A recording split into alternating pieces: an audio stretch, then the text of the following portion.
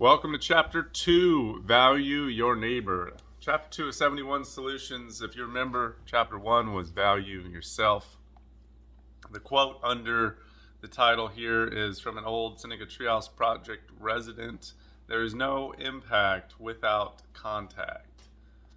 When I first began my journey towards sustainability, I told a friend that I would have to travel around the world to meet like-minded people. No, you don't, she said. Just meet your neighbors. She was right.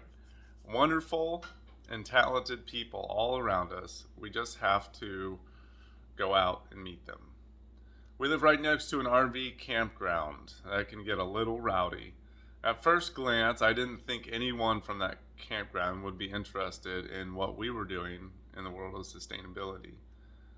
After giving tours and sharing our story with our friends in the campground, they began to open up too. And before I knew it, they started getting involved.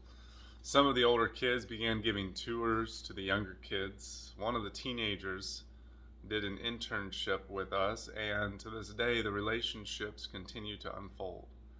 I believe the secret is common ground with a heavy dose of humility. We all share the same needs and desires, yet our passions and resources vary. This means we can all help each other. Interdependence, it turns out, is stronger than independence. Here are some ideas and events you can hold to strengthen your community. You can host a monthly open house and potluck. This is a great time to meet new friends, catch up with old ones, and share current events. This can be done at church or a park if someone's home does not suit. My neighbors do an annual cookout and a holiday karaoke, which I think is pretty cool. Sometimes I'll go visit on that. You can adopt a neighborhood trash cleanup, community board where everyone can communicate and leave lost and found items and post events. Those are just some ideas of things you can do. As far as reaching out to new people, you could go door to door. If you decide to do that for safety, go as a group and perhaps offer them something tasty like some extra produce or baked goods. Digitally, you could start a Facebook group for the community, meetup, or whatever new digital doohickey you have access to.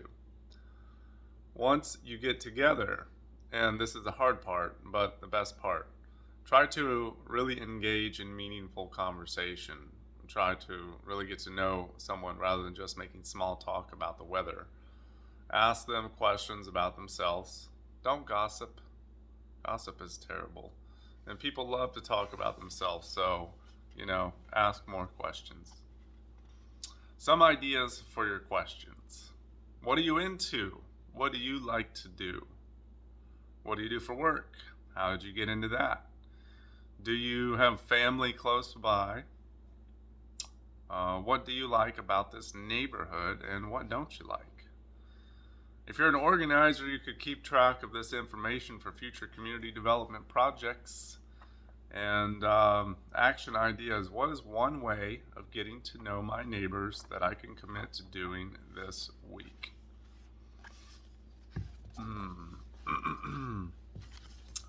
What is one thing I can do?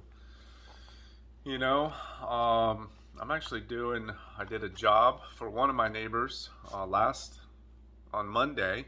And I actually met a neighbor that I'd never met before, and I'm doing another job for another neighbor later this week. And so there you go. You can work for your neighbors, offer your services.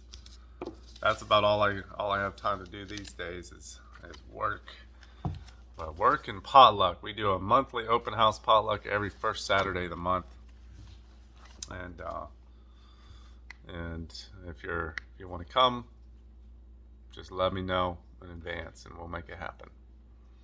All right. Hey, thanks for watching. See you on Chapter 3.